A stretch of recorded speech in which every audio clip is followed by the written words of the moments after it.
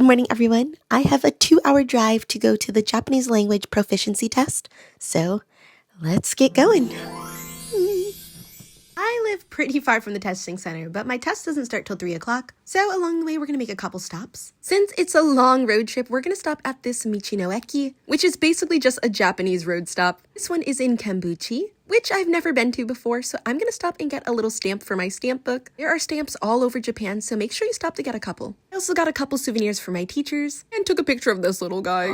But after my 2-hour drive, I finally arrived at the testing center.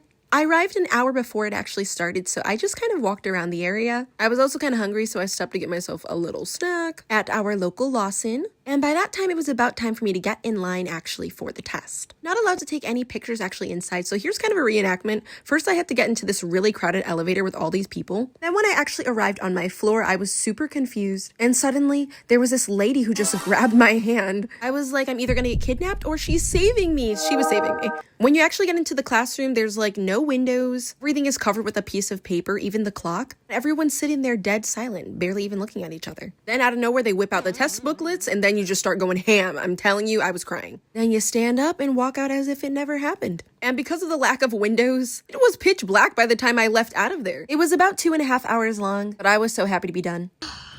The exam is over. Honestly, I'm not really sure how I did. I don't think I got a perfect score, but I don't think I did awful. So I decided to reward myself with a little bit of KFC on the ride home. And that was about it. If you have any questions, leave them in the comments below.